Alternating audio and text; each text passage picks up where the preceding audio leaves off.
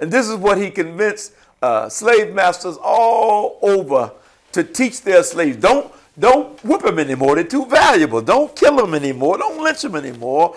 Teach them this customized version of Christianity, which will make them more docile, more obedient than any whip you could ever put on their back. Here's some of the questions. Who taught you to obey your master? Answer, God. What did God say about work? You don't work, you don't eat. Who should you obey? We should obey our slave masters. Who told you that? God. What book do you find that in? The Bible. And so this programming that was done exists to this very day. It's evident that he cares. What do you care about? Welcome to the Rock Newman Show. It's the Rock Newman Show.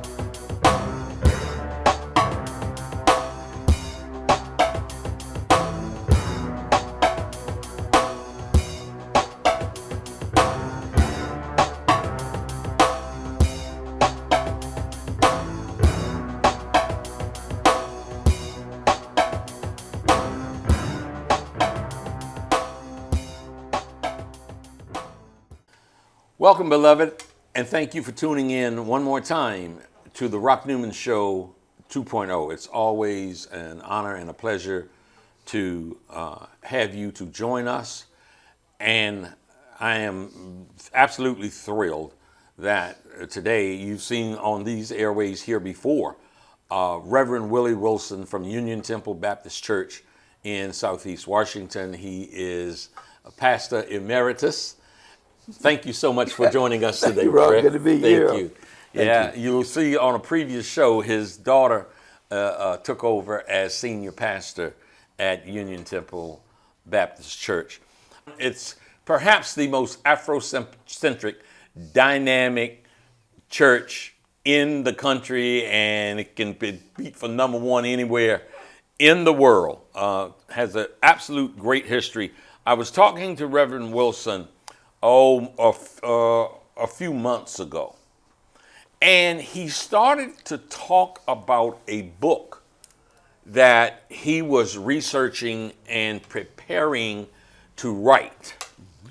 And he mentioned some names, and the names were Howard Thurman, George Washington Carver, Benjamin Mays, Mordecai Wyatt Johnson, who was president of Howard University for so very long, and Gandhi.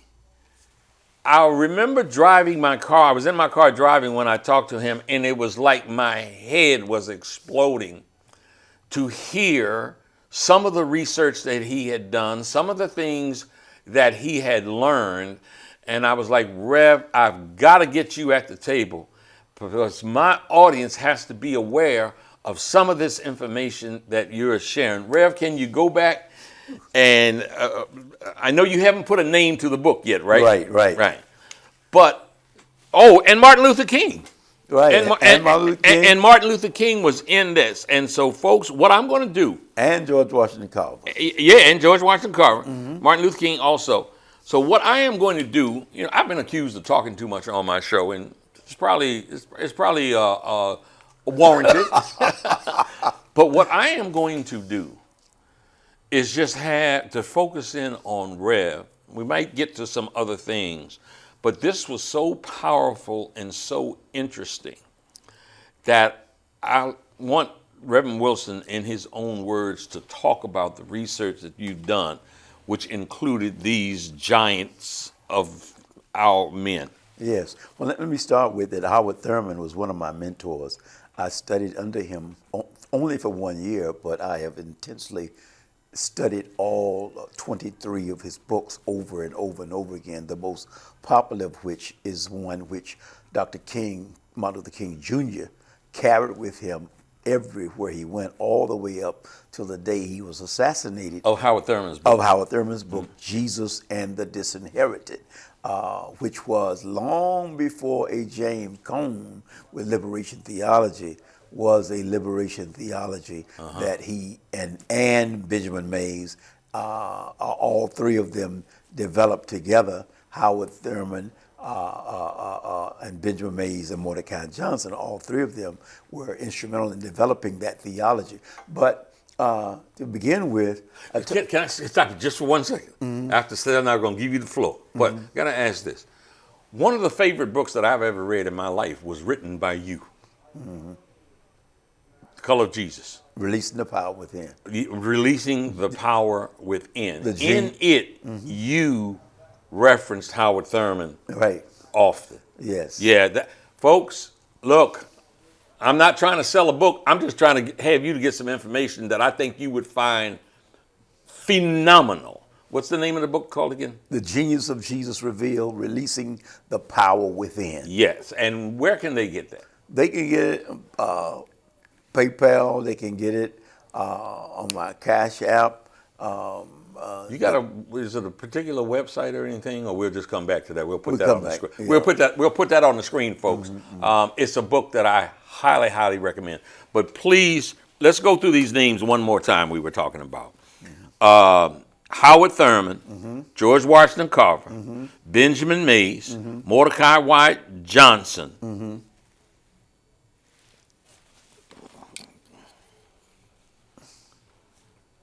Gandhi. Please tell us the story. Okay, let's start with Gandhi. Gandhi, of course, as we all know, was fighting for the freedom of his people from the colonization of Britain. And of course, they were having all their cloth weaved in Britain, sending raw materials to Britain and then having them sent back as a finished product, buying cloth from British, as well as their food. So Gandhi was trying to fast to break this whole process as he tried to develop a movement. So he had an associate who knew George Washington Carver and communicated with him and said, I would like to connect with George Washington Carver because I am fasting and I'm trying to not eat the things that I eat, and by not doing that, it makes me weak. So I need to know, what can I eat? So that began the communication. There's a series of 3 letters at least that went between George Washington Carver and Gandhi. Now in that letter, George Washington Carver gave him information on certain foods that he needed to eat that would keep him strong as he was fasting. But then he went on to say, which was the foundation for the development of the civil rights movement. He says to Gandhi, what you need to do is teach your people, and you have the ashrams where people meet and you teach them about this food so that you can free your people and they won't have to buy food from the British. They can grow their own food, which will be quite instrumental in your gaining independence from the British colony in India. So he adopts this process. And so when my mentor, Howard Thurman, goes over, this is how this all begins to formulate, and I'll talk for a few moments later about how Martin was so greatly influenced by these 3 great men, Mordecai Johnson, Howard Thurman, and all 3 of them, and Benjamin Mays, all 3 of whom had gone to India to meet with Gandhi. Did they go together? They went separately. Howard Thurman went with his wife and another minister and his wife, and Benjamin Mays and Mordecai Johnson went on separate trips. But when Howard Thurman goes, he says, he asked Gandhi, given the success that Gandhi had with his fight for independence from Britain, he said, well, how did you do this? He said, first of all, he said, I had to start a movement. So Howard Thurman says, well, how did you start the movement? He said, well, couldn't do this individually. He said, it won't work. He said it had to be a great number of people. Howard Thurman said, well, how did you get a great number of people? He said, first of all, I had to show them that they could do something, that they could rise up against this British power and control. How did you do that? He said, well, I taught them how to grow their own food and how to weave their own cloth, and then they would be in a position to not have to buy cloth from the British and food from the British. And so I taught in the ashrams that I had this whole idea. Then they could take it to their communities. Then he says to Howard Thurman, you can take that same philosophy, just like I have used the ashrams. You have your black churches. You can do teach-ins, i.e. the freedom teach-in demonstrations where they were teaching about voter registration and about education about our history, so on. Nonviolence, all of that. So you can teach, it's a natural, he says, in your churches. He says, so well, once you show the people that they can do something, and after they have done something, then you can organize them into an organization, a movement that begins to fight. He said, so how then, what else do you do? He said, how do you get them to believe in themselves? And I'm paraphrasing now, given the lack of self-confidence, self-esteem that black people have in America, how do you do that? He said, the same way that I did it. He said, I adopted, and as you know, the class strata in India, the lowest class being the untouchables. He said, I adopted an untouchable, and I changed his name from untouchable to the English word, or rather the Indian word, Harajan, which means child of God. If you look at the teachings of the civil rights movement, consistently, how Martin Luther King is telling the people, you have value, you are a child of God. Yeah. Howard Thurman talked about when he was growing up, his grandmother, a former slave, taught him that no matter what the slave preacher, and in my book, Releasing the Power, I talk about this, as well as Howard Thurman talks about it in his own autobiography, that his grandmother said when they went down by the Hush Harbor, where the slave master could not hear, no matter what the preacher's sermon was, he always ended with the words, and you ain't no N-word, you are a child of God. We see that throughout the teachings of Martin Luther King. If you're going to be a street sweeper, be the best street sweeper in the world, so on and so forth. All of this, tracing that back, further back, then we look at how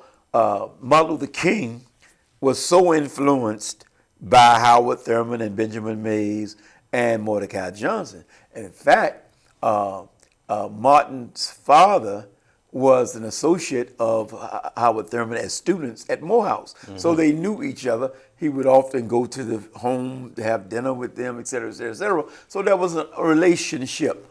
Then in addition to that, Mordecai Johnson, when they saw the work of Martin and how he was beginning to flourish, as well being influenced by Benjamin E. Mays, who was at one time the president of, dean of the chapel at Howard, and then president of Morehouse College. He has all three of these men, Martin did, having a great influence on him. And the foremost influence, first of all, was this whole idea of a reinterpretation of the misinterpretation of the message of Jesus. And so Howard Thurman, in his book, Jesus and the Disinherited, asked the question, is there some inherent weakness in this religion called Christianity as relates to oppressed people, or has there been a betrayal of the genius of Jesus, what he was really saying and teaching? So these three great black men, Mordecai Johnson, Benjamin Mays, and Howard Thurman, meeting on a regular basis at Rankin Chapel. So it was called That's Rankin Chapel at Howard University. I got married there, by the way. Yeah, called the Rankin Network. That's what they called themselves. They met. They formed an organization called the FRWCUN, Fellowship of Religious Workers, Colleges and Universities. Now, what was their idea? Their idea was the true message of Jesus was a message on the side of the oppressed. That Jesus, when he gave his inaugural message, the Spirit of the Lord is upon me, he's anointed me to free the slaves, those who are in prison, those who blind, not just physically blind, but those who have not seen what they need to see about their value as beings created in the image and likeness of God. They said this Jesus theory is the theology that needs to be taught. So, as you may know, y'all, if I had a tambourine right now, I'd be hitting it on my leg. Stay tuned. Stay tuned. Come on, Rev. As you know, this theology, Howard University, Fisk, and quite a few of the black colleges Tuskegee were founded to teach black preachers. That was the original purpose. The original purpose was, now some of them meant well. They were pretty much, a lot of them were funded by the Freedmen's Bureau, by the American Missionary Association. Mm-hmm. Now, American Missionary Association was an anti-slavery movement. They were abolitionists. Right. But whether they meant it intentionally or not, they were teaching the same theology that has enslaved our people from the time that we were reintroduced to a religion that originally came from us, but which had been reinterpreted and misinterpreted to justify slavery and the oppression of our people. They knew that these schools were set up, Howard Thurman is, Benjamin Mays, and Mordecai Johnson. They knew that these schools were being set up with the primary goal to teach black preachers. Now, for religious purposes. And, of course, that theology that they were teaching, whether or not they meant it intentionally or not, they were responsible primarily because they gave the money for what the curriculum was going to be. Mm-hmm. So the curriculum was the same theology that had enslaved us and made us believe that slavery was God ordained and that we should, in fact, obey our masters because that's what was supposed to be. So they took this FRWCUN to these HBCUs, hoping to teach this new theology. No, this is not correct, what you've been taught. The true message of Jesus is a message of liberation for the masses of oppressed people. Of course, most of the preachers were not ready to hear that. They had been so programmed, or should I say brainwashed, they were not hearing what these three great spiritual giants, I will say, not religious, but spiritual giants, were trying to teach them. And so Mordecai Johnson writes a letter to Martin Luther King Jr., says to him, look, I'm about ready to retire. I want you to think about coming to Howard to be the next dean with an idea towards moving on up, ultimately to be the next president. So he was going to be the dean of Howard School of Religion. And perhaps work his way up to be the next president. Right. So Martin writes him back and said, I appreciate the opportunity, but I just took this church and I want to see this through. I can't do it. So Mordecai says, well, come on up anyway. This is 1956. Mm-hmm. And speak at Rankin Chapel. Mm-hmm. Martin comes up and he speaks.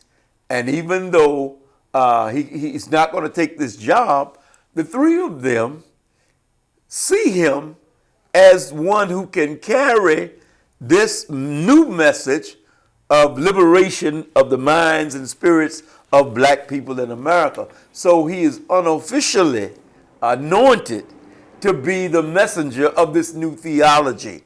Of course, with all of the stopgaps that would ensure that he wouldn't get lynched at that point in time, because in the accounting of how they broached this new theology, they would say different things when they were in the company of whites versus in the black community. Mm-hmm. And so when some of Gandhi's people came to America, Howard Thurman knew about them, and he said, whoa, I sure would like to get to meet Gandhi. And there was this woman from England, who was a good friend of Gandhi. She came to D.C., and Howard Thurman asked her to speak at Howard. She did, and as well, a couple of the students of Gandhi had come over, and they said, you as a people need to understand that Jesus, this is what Gandhi has taught us, and this is what you all need to know. You don't know this. You don't teach this, that Jesus was a man of color. He was not white, as you have been made to believe that he was. So that though they did not come all out, Howard Thurman in his book talks about the parallels between black people and Jesus, but he doesn't mention the one thing which I mentioned in my book, and that is his color. A minority in the midst of oppressive white Roman government, he says, poor. His mother, when he was born, took him to the temple and sacrificed. She didn't have a lamb, which was person of means sacrifice, only turtles and doves. She sacrificed turtles and doves. He had no citizenship rights as a second-class citizen in the Roman Empire. All of the things that would make him identify with black people is what Howard Thurman talks about in his book, Jesus and the Disinherited. And he concludes, there is no inherent weakness in this religion called Christianity. There has been a betrayal of the true message that Jesus taught. And so when you consider today, as people call themselves practicing Christianity, they are practicing a modification of that message. And if you look at every black church denomination that was founded in this country, it wasn't about pulling away because of the theology. It was pulling away because they wouldn't let us sit in the front of the church. And so when the AME church was founded, Richard Allen moved out because they wouldn't let him sit in the front of the church. Didn't change the theology. Absalom Jones, when he started the Black Episcopal Church, he didn't change the theology, just resented the fact the Episcopal Church, when it was founded, the AME Zion Church, you can go right on down the list. The Baptist Church, the First Baptist Church, founded in Savannah, Georgia in 1788. That man, black man who founded that, George Teal, he was taught by his master for 4 years with this warped theology, then told him, go out and teach your fellow slaves. So he goes all up and down the east coast of South Carolina and Georgia, teaching black preachers to become black Baptists. The Second Baptist Church, Silver Bluff Baptist Church in South Carolina, Aiken, South Carolina, same thing. So that for centuries now, we have been taught this customized version of the religion of Jesus, which was originally the foundational doctrines of Christianity, are African concepts that were taken, rewritten, rearranged, revised, and then fed to us. Jesus certainly didn't come to the plantation and teach our people what he said and what he was doing. But there was a white preacher by the name of Reverend Charles C. Jones, 1834, and then in 1842. He wrote 2 books, The Catechism for Negro Slaves in America. In that catechism, as you know what a catechism is, it's rote memory. You're given questions, then you're given answers. You ask the question, well, who told you? And this is what he convinced slave masters all over to teach their slaves. Don't whip them anymore. They're too valuable. Don't kill them anymore. Don't lynch them anymore. Teach them this customized version of Christianity, which will make them more docile, more obedient than any whip you could ever put on their back. Here's some of the questions. Who taught you to obey your master? Answer, God. What did God say about work? You don't work, you don't eat. Who should you obey? We should obey our slave masters. Who told you that? God. What book did you find that in? The Bible. And so this programming that was done exists to this very day. We take, for example, the King James Version of the Bible, written incidentally by King James, the same King James that established the Royal Company of London, the Virginia Company of London, who was sent to America to begin the process that ultimately became this colonization and the slavery. He said to them, go to this place, Virginia. One of y'all go up around Annapolis. The other go down to around Jamestown. I want you to find any kind of precious metals that you can. Also find some lumber, because we're running out of lumber here in England. And I have already passed a law. Can't nobody else import lumber. So the three of us, these two companies and me, King James, will benefit and make profit off this lumber. The other thing he did, he was not satisfied with the English versions of the Bible. They were not, quote, good English. Mm-hmm. So he says, I want a version of the Christian Bible that's, quote, good English, which is why when he assembled the scholars who would work on that King James Version, you know, Dick Gregory said this some time ago, that Shakespeare was one of the writers of the King James Version. Okay, so Tony Browder wrote a book. He put it in his book. I said, where did you get that from, Tony? He said, Dick Gregory said it, told me. I said, well, I got to research it. I'm just not going to take Dick's word for it. Mm-hmm. When I was doing my research, found out that, of course, Shakespeare is viewed as the father of the English language. That's why we say the King's English, because King James wanted a wonderful English version. He said all these English versions have this broken English. So over 3,000 plus words of the English language come from Shakespeare. So Shakespeare was known, in my research, to put Easter eggs in his plays. What is an Easter egg? An Easter egg was his way of very subtly injecting his wife's name, his friends' names in his plays. So he put an Easter egg for those who would not know, to let people know that he was one of the writers of the King James Version of the Bible. In the 46th Psalm, which was the age of Shakespeare at the time that the King James Version was written, the 46th word from the top of Psalm 46 is the word shake. The 46th word from the bottom is the word spear. So this is the way he planted an Easter egg in the Bible, as he did in his plays. He was such a friend of King James, which is further corroboration, that King James became his patron. He's financed Shakespeare's plays. Shakespeare wrote one play, Macbeth, especially for King James. He performed in the court of King James many, many, many times, and that was his favorite author. So that if you consider wanting to have an English version that's wonderful English, you would surely choose the person who was identified as one who did it most perfectly and better than anybody else. Whew! In case you didn't know, now you know. We're gonna get you knowing some more also. Mm-hmm. Whew.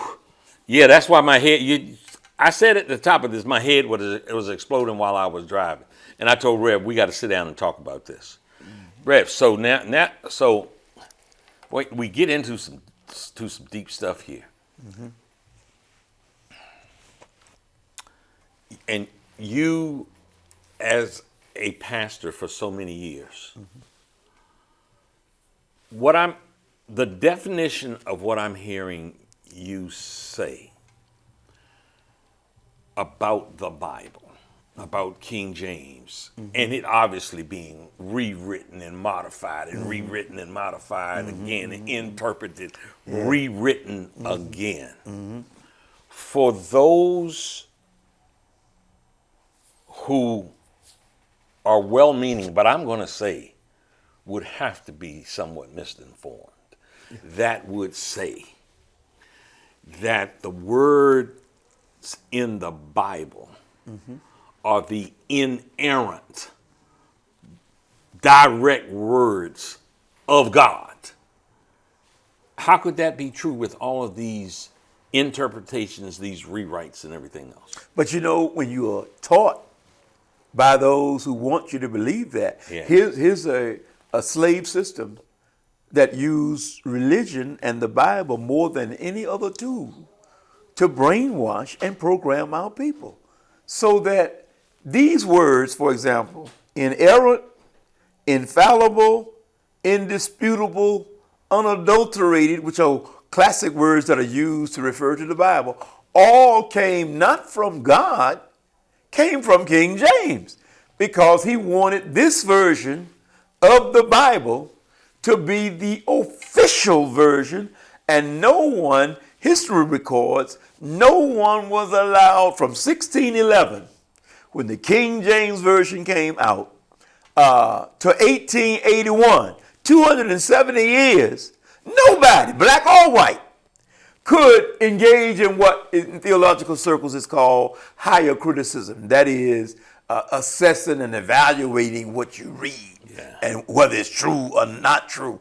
And so not only black slaves, but whites as well were programmed to believe that everything that they were told, starting, we have to go all the way back to when Christianity was taken over by the Europeans. Christianity is originally, the concepts, the foundational doctrines are African in origin. They were taken over by Europeans in 325 AD at the first of 4 church councils that was called by Constantine, who himself was not even a Christian, but to unify his empire and to increase his wealth. He says, as he was looking at all these contending brands of Christianity, and there were any number, Montanism, Martianism, Sabellianism, Dantonism, you name it, Arianism. He looked at the version that was doing what he wanted to do, exploiting people and making money off of people. And that version was what we know as Orthodox Christianity today. So this is why you call it the Roman Catholic Church. That was a collusion, a deal cut between Constantine and that version of Christianity that we know now as the Catholic Church. Thus then the title, the Holy Roman Catholic Church, because they colluded and they were exploiting and taking advantage, led the people into, about the dark ages of 1,000 years, where they got rid of all math, science, et cetera, et cetera, et cetera. And when they got rid of what they thought to be the last vestige of the African origins of Christianity, when they forbid anyone to go into the temple of Isis, the goddess from the Greek, from the Egyptian myth related to Isis and Osiris and their son Horus. These were all moves to get people away from the true origin of Christianity and where they got all of this, and rewrote it and rechanged it and did whatever they needed to do to make it fit their purpose. I know, like me at some point in my life, that served as an altar boy in the Catholic Church. Father, Son, Holy Ghost. Mm-hmm.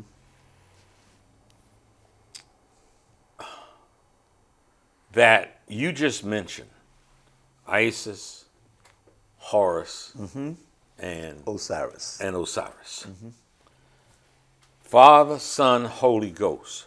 What we understood was the Holy Trinity. What we understood, and what we understood it because we were taught it, that originated from a time of a baby, blue-eyed, blonde-haired baby being born in a manger in the Middle East. And there, as I started saying what I'm trying to say now, is I know that there are folks out there who are like I was, brainwashed, uninformed, believing what their church, what their priest, what their bishop, what their monsignor, and what the Pope teaches them.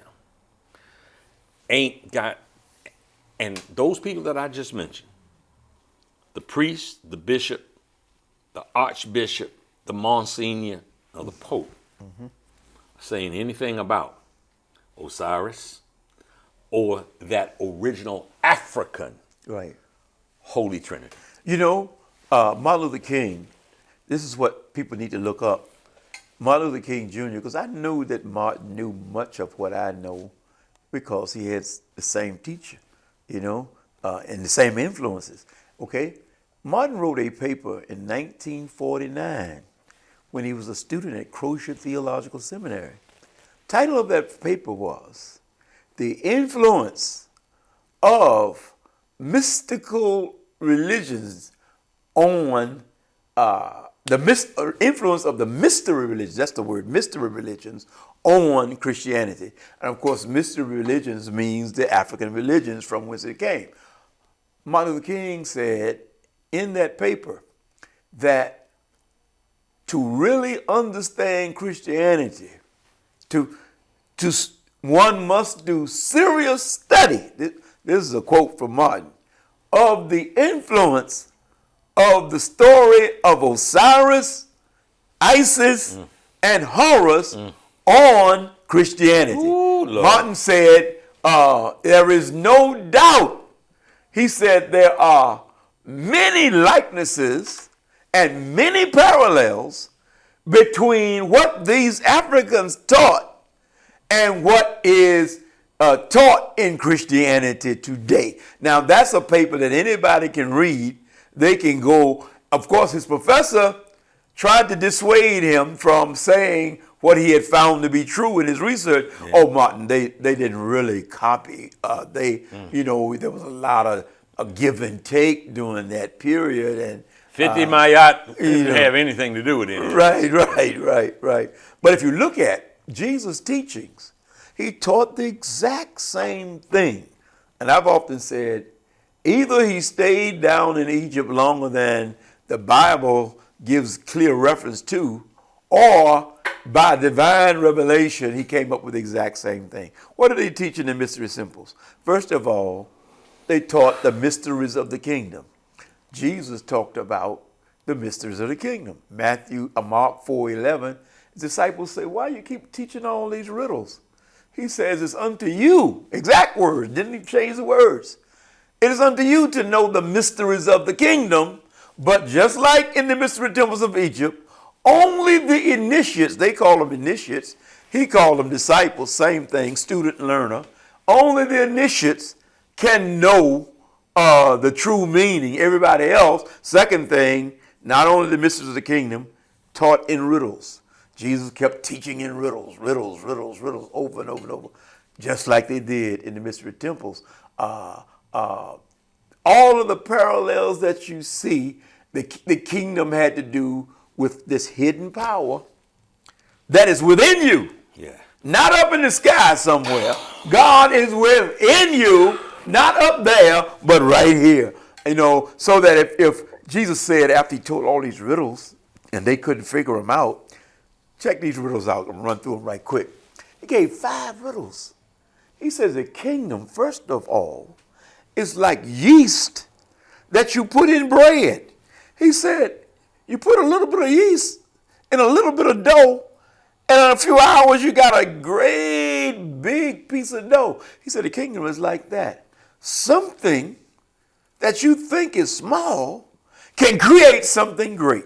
Then he says, let me give you another riddle. He said, do you get it? They said, no, Jesus, we don't know what you're talking about. He said, well, the kingdom is like a little mustard seed. That mustard seed is very small, so small you can hardly even see it. Once again, almost invisible. But it becomes a giant mustard tree.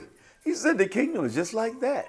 Something again that appears to be quite small, but can create something great. Do you get it? They said, no, Jesus, we don't know what you're talking about. Okay. He said, a kingdom. It's like a man walking down a path, stumps his toe, boom, looks down. Wow, it's a treasure chest. He kicks the dust off the other end, pulls the chest up, and opens it up. There's a treasure in there. It's greater than anything that he could ever have. The man said, I'm going to sell everything else I got because I don't need nothing else now, because this treasure here is more valuable than anything else that I've found. Do you know what the kingdom is? They said, no, Jesus, we still don't know what you're talking about. He said, the kingdom is like a man who finds this clam shell. And he, once again, invisible, hidden, opens it up. Inside of that clam shell is the most precious pearl that anybody could ever find. And the man doesn't need anything else now because this pearl is so valuable, he's got everything he needs. One more riddle.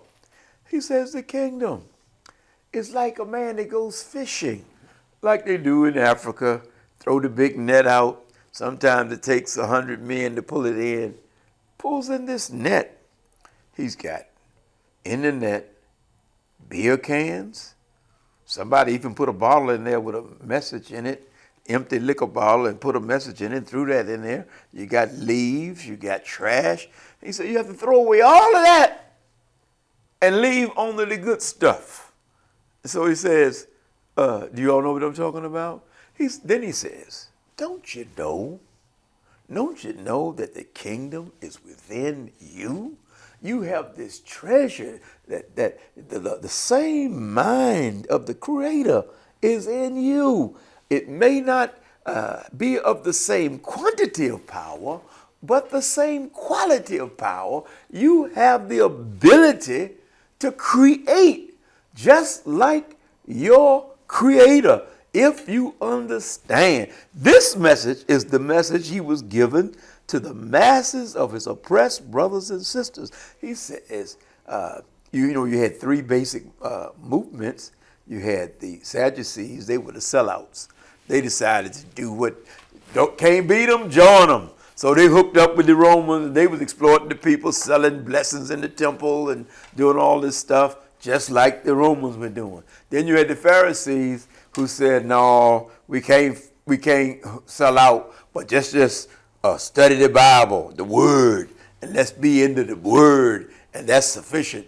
But then you had the Zealots. The Zealots said, well, the only way we're going to overcome this is a violent overthrow. Let's fight. Let's go to war with the Romans. Jesus said, no, neither one of those. Learning how to use this mind that God has given you that gives you the power. If you understand who you are, knowledge of self, who you are, and the power that's available to you. He says, it's not without that defileth a man, but that which is within. If he does not know who he is, if he does not know his identity as a being created in the image and the likeness of the Creator. Kyrie Irving said something very important when he was under that intense, I call it attack that he underwent. Mm-hmm. He said, a lot of people miss this. He said, I know who I am. He said, my name is Kyrie. He said, Kyrie comes from the word which means Christ. Christ means one who has attained a high level of spiritual consciousness or awareness. He said Jesus was named a Christ. His human name was Jesus, but he had attained such a high level of spiritual awareness and consciousness that Philippians 2:7 says, God named him Christ. His mother and father named him Jesus. God gave him the name Christ as one so that, for example, people get to be tripping when Minister Farrakhan says he is a Christ, right? Yeah. But understand, if you understand the meaning of a Christ, it's a title, just like president or of the United States. It's not. It means it's a title of one who has attained a high level of spiritual consciousness and awareness. Rev, I got to ask you this question because just recently, it might have been as early as last night, I'm flipping around my TikTok, messing with TikTok. And the brother, and I don't know why I'm drawing a blank on his name right now, senior moment, call it y'all, who was most vilified. He had the slick back hair, and he talked about God being within. Reverend Ike? Reverend Ike. Yes. You're talking about, I'm hearing from you what I've heard Reverend Ike say, and the reason why it resonates with me here is because that message, which seemed to me a powerful truth, they attacked him to make him a kook. Yes. Just like they do to anybody that's speaking the truth. Right. But he's not the only one. Marcus Garvey taught that. Yeah. Elijah Muhammad taught that. And in fact, they call it the new thought. Actually, it's the old thought because it's part of the Kabbalistic teachings of the ancient black Hebrews who taught this same knowledge, and all of the so-called new thought thinkers of today, Caucasians be they, were taught by this black African Hebrew. I haven't been able to make connection yet, but I think Reverend Ike in New York may have been exposed to Abdullah. Abdullah was such a powerful spiritual man. He lived in a hotel in New York, and many of the early, quote, new thought theologians got their start by going to sit at his feet. He was from Ethiopia, to sit up his feet and study under him, where they gained the knowledge of the power of God that's within them, and began to teach and became very famous and very rich using those teachings of Abdullah. And I would suspect, I haven't been able to find it, by being in New York as Reverend Ike was, I think he may have been exposed, at least on an indirect level, to the teachings of Abdullah, who, after he had done all this teaching, disappeared, and I think they say he went back to Ethiopia. That would be something fascinating to research. Yeah, because that had to be in like the mid '50s or something like that. That Reverend Mike was banging that message home, really with clarity. Yeah, really with clarity. Yes, and yes. I definitely and hated by a lot of people. Hated and made to be hated by a propaganda machine. Yes. that didn't want anybody speaking truth to power. Mm-hmm. Let me go back to these names that we talked about, because there's an interesting something that I want to deal with. Mordecai White Johnson, Benjamin Mays, Howard Thurman, George Washington Carver, Martin Luther King. Was it Gandhi who first got them to become aware that Jesus was a real man of color? That's one question.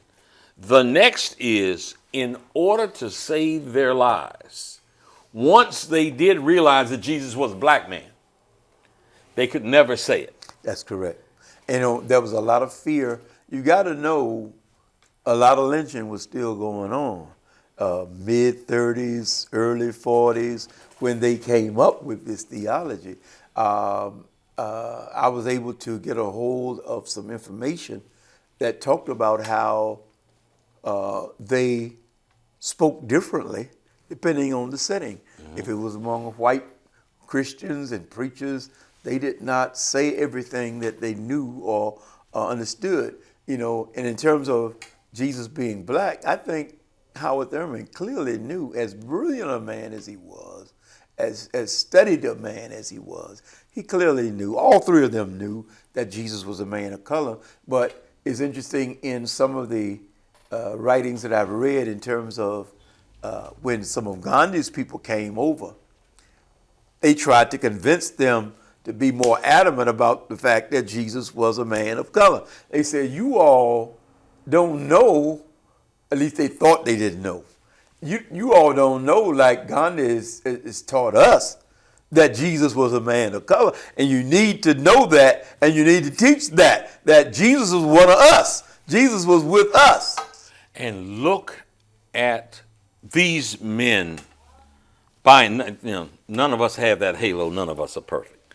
But these men did some good work.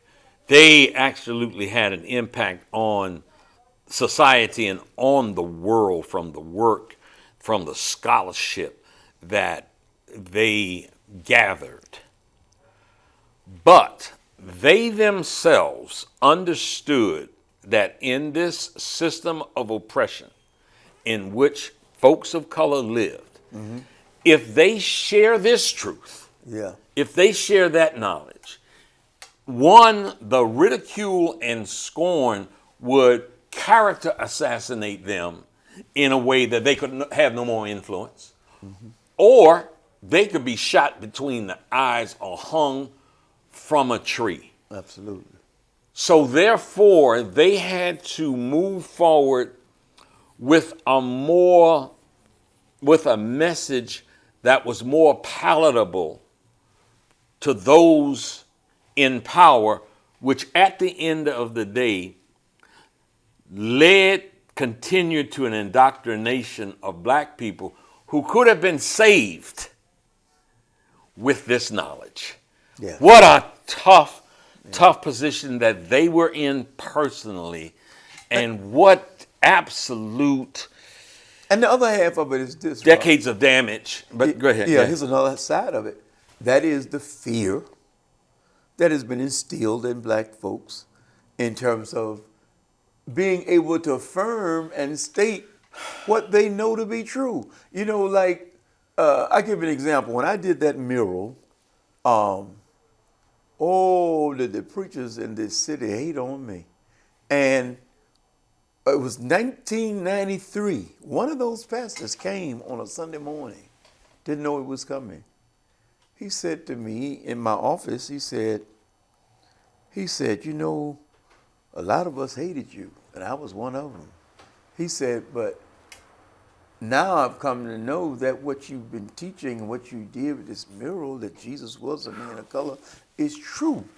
And he asked me, he said, well, how does it feel to be a pioneer like this, and then other people find out what you've been teaching all along?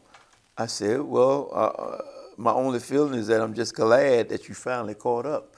And he said, well, can I go out into the congregation? I won't call his name, but he's right here in the city, and apologize to your people for hating you for painting this mural? I said, sure, he would do that. So he went out and he apologized to the whole congregation. He said, I was one of those that hated. But the fear, just for example, if you've been, here's the thing, Rob, as well. If you've been taught something all your life, and on the other hand, you've been taught black people don't know nothing anyway. I don't care who they are. They don't know as much as these other people. So if you say something, it can't be true, because this is what, and the other part is, this is what my mama, my grandmama, my uncle, my aunt, all the significant people in my life taught me this. That's right. Now here you come. That's right. Telling me something different. That's a hard one to deal with, That's, you know. That's right. Because if I accept this, that means my grandmama taught me wrong. That means my father didn't tell me the truth. That means my aunt didn't tell me the truth. And a lot of people, rather than deal with that, I'm just gonna keep believing. Don't bother me with the truth. I'm satisfied with where I am. Just let me keep on believing what I believe. Then you add to that those words that were coined by King James, that ingrained in your minds.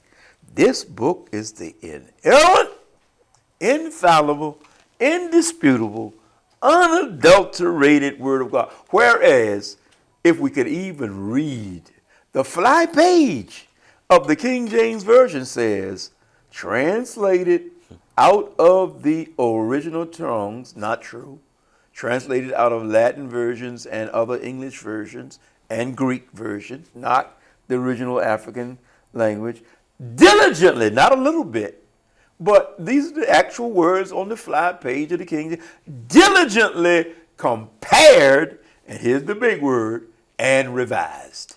He tells you, I've revised this. Diligently revised. Then not just a little bit, a jot here, a jot there, but I did some serious revision on this whole thing because it's about dominating and controlling the masses of the people, black and white, into believing that this, I don't know when you were growing up in the Catholic Church whether it was true or not, but for a long period of time, the homily was given in Latin. Absolutely. And the reason was, from the earliest of times, they taught the people, having plunged them into 1,000 years of darkness in Europe in the 1,000 dark ages, that this is the language of God. And we're the only ones that know this language, so you better do what we say, or you are going to hell. And use every kind of violence you can name. Hitler wasn't the first to roast people in the oven. The church did. Hitler, they would, with the indulgences and the inquisitions, they would put people in a pit filled with poisonous snakes and let the snakes bite them. They would take mice and put them heat up a bowl to the highest heat possible, put the mice in it, turn them over on the stomach of a person that was not obeying what the church wanted him, and the mice would burrow into that individual's stomach, give them 100 lashes. All of the things many of the things that were done in slavery, that were done by Hitler, were first done by the Christian church to force people. They used force, they used deception, and they used lies to control the masses of people. I saw a white evangelical. When I saw him, he was a former white evangelical. Mm-hmm.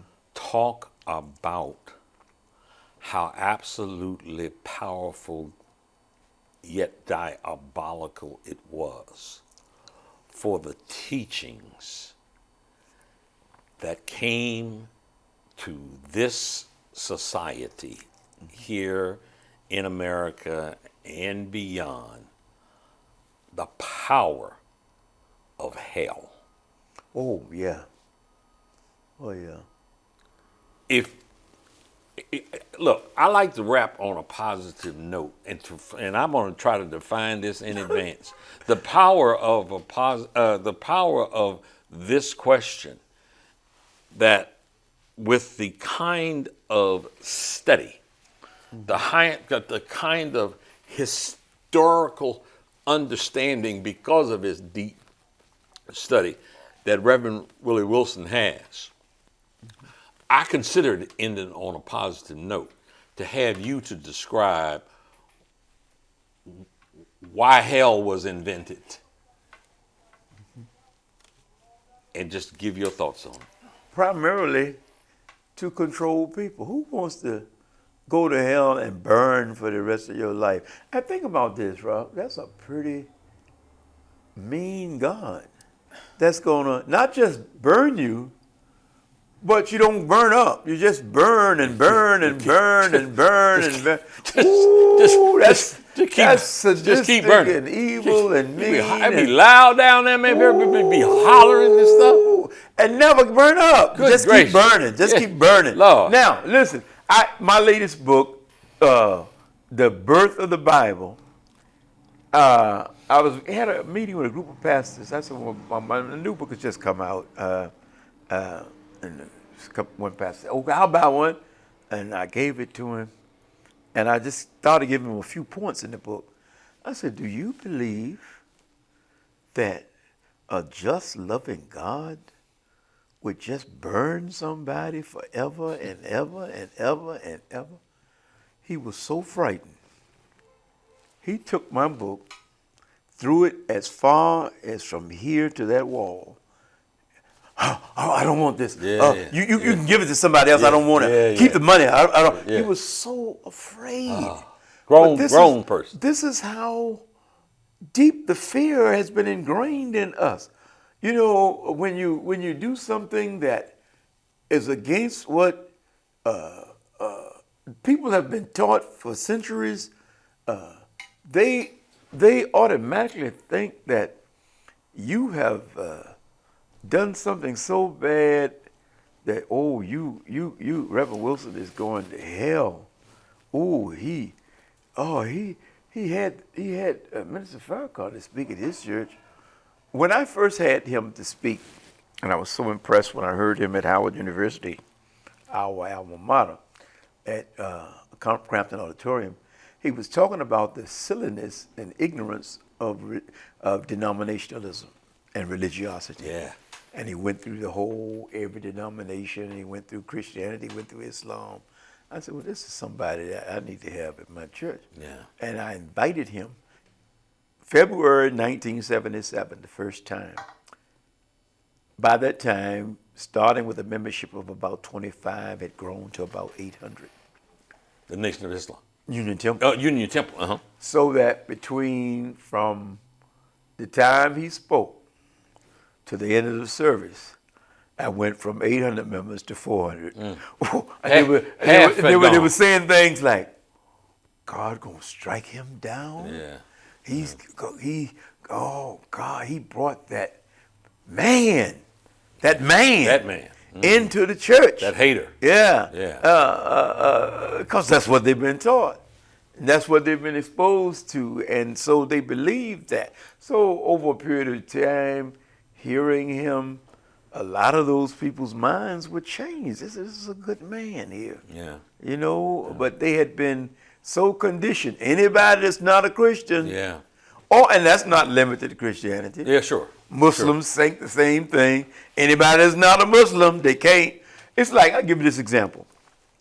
If I say to you, my mother is the sweetest mother in the world. Now, I can say that. But if you got a mother and you think your mother is the sweetest mother in the world, we got a problem. I have to add to that, my mother is the sweetest mother in the world to me. To me. So that when people talk about their religion, it would be just as preposterous of me to say to Malcolm X that he does not know God because he ain't a Christian. And when he came up out of the depths of hell through Islam, and that reoriented his life and changed him into the great man that he was, over against me, who through the pure, true teachings of Christianity came to know who I am, and to say to him, Christianity is the only way. Or for him to say to me, Islam is the only way. Yeah. You know, it is that kind of narrow religiosity that keeps us divided as a people, you know, and from being able to do something. So, folks, I'm going to leave on this note. I was riding along in the car one day. I was driving from Washington, D.C. to Las Vegas. Long, long trip, 2,450 miles door to door. And it was on the Comedy Channel. And one of the comedians said that there was a long line at the pearly gates. And that people had been waiting for hours. And up front, they had heard this big, joyous roar. And the message got back through the throng of people that had been standing in line. This is men that had been standing in line. And so why are they yelling and screaming, and why are they so happy? And the guy said, St. Peter said, sex don't count. Now, he didn't say sex, he said another word. Folks, this is the Rock Newman Show. You all have heard today. I'm not even sure what it means when they say the right reverend. But this is a righteous Reverend Willie Wilson, who was my pastor for many years until I moved far away, and has remained my pastor no matter what. If I get into something deep, I got his number on speed dial. I encourage you, we're going to put up on the screen where you can get his books, how you might be able to contact the church. Didn't necessarily think or know that we would sit here and there be a phenomenal sermon today. You just heard what you heard. I love it, my brother. Thank you, Rock. I love you. Thank you so much. Thank you for being our guest today, and we're gonna do this again and again. That's the Rock Newman Show 2.0. Good night.